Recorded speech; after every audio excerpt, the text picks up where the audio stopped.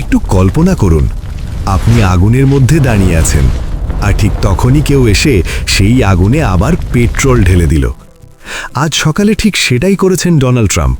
তিনি ঘোষণা করেছেন, যে দেশ ইরানের সঙ্গে ব্যবসা করবে সেই দেশের উপর আমেরিকা অতিরিক্ত 25% শুল্ক বসাবে। কোনো আলোচনা নেই, কোনো ছাড় নেই, সিদ্ধান্ত চূড়ান্ত। এখন প্রশ্ন একটাই, ভারতের জন্য এর মানে কি? এটা কি শুধু 25% শুল্ক, নাকি এর পেছনে আরও বড় কিছু লুকিয়ে আছে? আজ আমরা সেটাই বিশ্লেষণ করব। জিওপলিটিক্সে আপনাকে স্বাগত। প্রথমে সংখ্যাটা বুঝে নিন। ভারতের ওপর ইতিমধ্যেই প্রায় 50% শুল্ক কার্যকর। এখন যদি এই নতুন 25% যোগ হয়, তাহলে মোট শুল্ক দাঁড়াবে 75%। আর 75% শুল্ক মানে কার্যত মার্কিন বাজার থেকে ভারতীয় পণ্যকে বের করে দেওয়া। আর এখানেই গল্প শেষ নয়। আমি আগের একটি ভিডিওতে বলেছিলাম, মার্কিন কংগ্রেসে ইতিমধ্যেই একটি বিল ঘুরছে যেখানে 500% পর্যন্ত শুল্ক আরোপের প্রস্তাব আছে। আজ ট্রাম্প যা করলেন সেটাকে বলা যায় ট্রেলার, আর আসল সিনেমা এখনও বাকি আছে। আপনি ভাবতে পারেন, ট্রাম্প কিভাবে এটা করছেন? এভাবে কি হঠাৎ করে শুল্ক বসানো যায়? উত্তর হ্যাঁ, কারণ আমেরিকার কাছে আছে একটি বিশেষ আইন, international emergency economic powers act. এই আইনের অধীনে রাষ্ট্রপতি চাইলে জাতীয় জরুরি অবস্থা ঘোষণা করতে পারেন, ব্যবসা বন্ধ করতে পারেন, শুল্ক চাপাতে পারেন। আর জানেন কি, 1979 সাল থেকে ইরান এই জাতীয় জরুরি তালিকাতেই আছে। কিন্তু টার্গেট কি সত্যিই ইরান? এটাই সবচেয়ে গুরুত্বপূর্ণ প্রশ্ন। বাস্তবে এই শুল্ক ইরানের উপর সরাসরি নয়, এগুলো হচ্ছে সেকেন্ডারি ট্যারিফ। মানে আপনি যদি ইরানের সঙ্গে ব্যবসা করেন, তাহলে আমেরিকা আপনাকে শাস্তি দেবে। আমেরিকার বার্তা একদম পরিষ্কার, হয় ইরানের সাথে ব্যবসা করুন, না হয় আমাদের সাথে ব্যবসা করুন, দুটোই একসাথে করা যাবে না।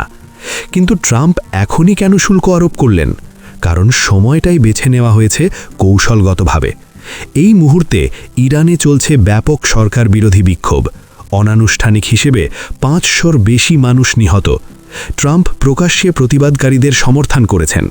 ট্রাম্পের লক্ষ্য ইরানি সরকারের রাজস্ব কমিয়ে দেওয়া, অর্থনৈতিক চাপ বাড়ানো, ভেতর থেকে শাসন ব্যবস্থা দুর্বল করা। সহজ ভাষায়, বোমা মারার আগে অর্থনৈতিক অবরোধ।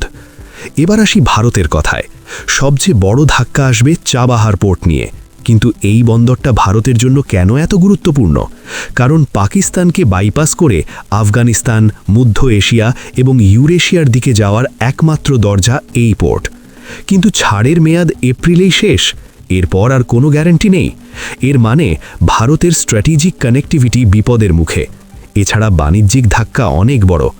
ভারত ইরানে চাল, চা, ওষুধ, চিনি রপ্তানি করে। এগুলো ক্ষতির সম্মুখীন হবে। আর আমেরিকায় রপ্তানি করে আরও বেশি। 25% অতিরিক্ত শুল্ক মানে ভারতীয় পণ্য দামি হবে, প্রতিযোগিতায় টিকবে না ইন্ডিয়ান প্রোডাক্ট, মার্কেট শেয়ার হারাবে ভারত। তবে চীনের অবস্থান আলাদা, কারণ চীন ইরান থেকে সবচেয়ে বেশি তেল কেনে। ডলার নয়, ইউয়ানে লেনদেন হয়, শ্যাডো ফ্লিট দিয়ে কারবার হয়। চীন সম্ভবত বলবে, আমেরিকার চাপ আমরা মানব না। কিন্তু এখানেও ঝুঁকি আছে, কারণ চীনও আমেরিকায় বিশাল পরিমাণে রপ্তানি করে। এই সিদ্ধান্তের ফলে বিশ্ব অর্থনীতি দুই ব্লকে ভাগ হচ্ছে, আমেরিকা প্লাস মিত্ররা, আর ওদিকে চীন, রাশিয়া, ইরান ব্লক। মুদ্রাস্ফীতি বাড়বে, বিশেষ করে আমেরিকায়। শেষ দাম দেবে সাধারণ মানুষ। ওয়ার্ল্ড ট্রেড অর্গানাইজেশন কার্যত অচল। নিয়মভিত্তিক বিশ্ব ব্যবস্থা ভেঙে পড়ছে। আজ বাস্তবতা একটাই, যার শক্তি আছে সেই নিয়ম বানাচ্ছে। আপনি কি ভাবছেন, ভারত কি আমেরিকার চাপ মেনে নেবে, নাকি কৌশল বদলে নতুন বাণিজ্য ব্লকের দিকে যাবে? আর ট্রাম্প কি সত্যিই অর্থনৈতিক যুদ্ধের পর মারক পথে হাঁটবেন? আপনার মতামত কমেন্টে জানাতে ভুলবেন না।